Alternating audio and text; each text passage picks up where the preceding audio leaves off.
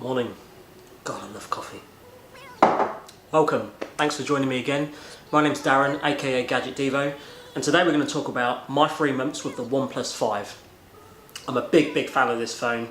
I've said in my blogs before, if you've seen that I think it's arguably the best all-round package of a smartphone today.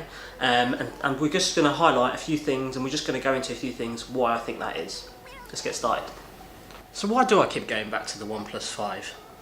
It's been well over 2 months of owning the Oneplus 5, and I've got to say, it's probably one of my favourite phones of the year. So what makes it so good?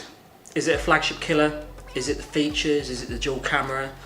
For me, it's kind of the overall package of the device itself. I'm going to highlight a few things what leads me to believe that this is a strong recommendation for anyone looking for a phone in this kind of budget range. And we'll start with the design. So arguably, when first looked at first glance, and especially in images, it looks very iPhone 7 Plus. But let me tell you from the get-go, as soon as you get this phone in the hand, it definitely doesn't feel like an iPhone 7 Plus.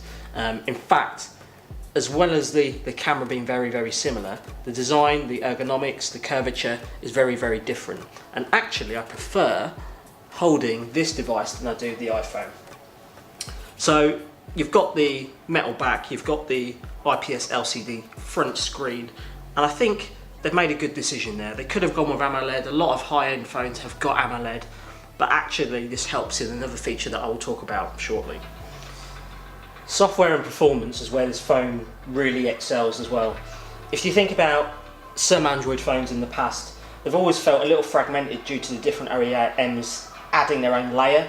Think about LG with their LG UX, think about Samsung with their TouchWiz in the past. And I think this is where OnePlus have done something really good, because they've pretty much used stock, but also they've just put a sprinkle of touches on there, added with the kind of spec of the device itself. The performance is, there's no lag.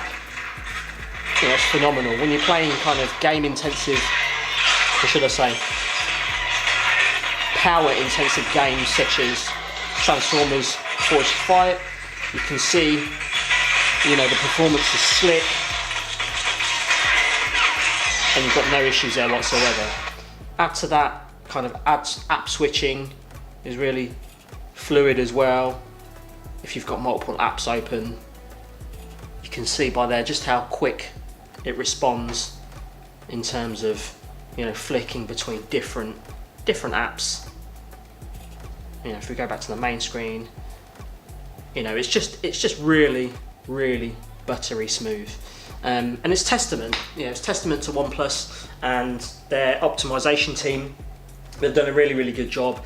In the 3 months I've had it, I've had no stutter, I've had no lag, and it's just performed as it should do. So really impressed with the software, really impressed with the performance, not had any issues.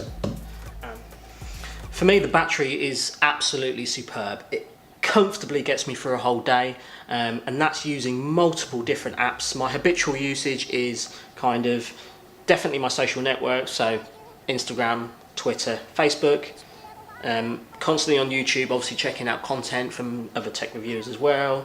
I use Spotify on a daily. In the morning I use it when I go to the gym, but also just during the day I'm using Spotify. I also use things like Audible as well, so I'm quite relentless with it. When I'm consuming content videos, I'm on Netflix, so for me, I don't really hold back. I like consuming a lot of content on my handset. This comfortably gets me through the day.